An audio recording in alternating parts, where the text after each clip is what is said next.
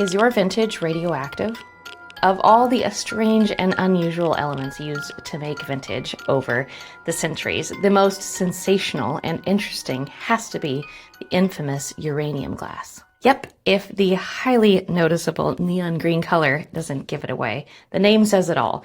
Uranium glass is made using radioactive uranium. Sounds wild considering all we know about uranium now, but a chemist named Martin Heinrich Klaproth in 1789 decided a great use of it would be to make colorful dishes. And in 1830, Franz Anton Riedel, a name you might recognize from the still thriving Riedel Wine Glass Company, recognized the potential of this captivating glass and ran with it, developing two kinds, both named after his wife. First, a neon green version named Anna Grün, and a more yellowish green version named Anna Gelb. And the bohemian culture of the time went absolutely wild for it. So much so, a 6,000 piece set was commissioned for Queen Victoria's Ascension Banquet in 1837. Its popularity soared, and high-end glass manufacturers began developing all sorts of pieces, from simple tableware to highly intricate decorative pieces. Craftsmen developed all sorts of types and colors, like the lovely Vaseline glass and the opaque custard glass. Manufacturing continued all the way until World War II, when uranium became highly regulated and, for the most part, confiscated for reasons way less fun than wine glasses and vases. And the era of uranium glass was essentially over.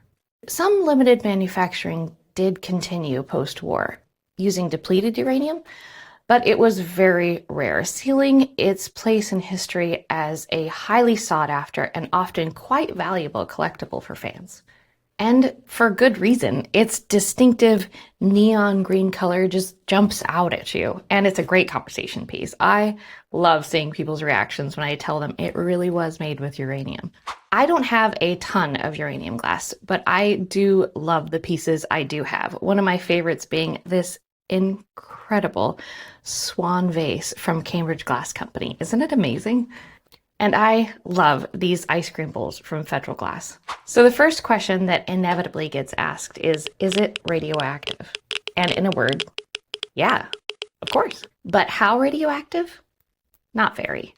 In fact, there was a report released by the U.S. Nuclear Regulatory Commission in 2001 that stated they give off less radioactivity than an average household electronic.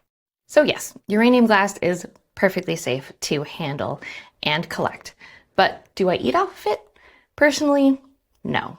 I use it as decorative display pieces and sometimes for displaying food here, like I did recently in my homemade pickle recipes.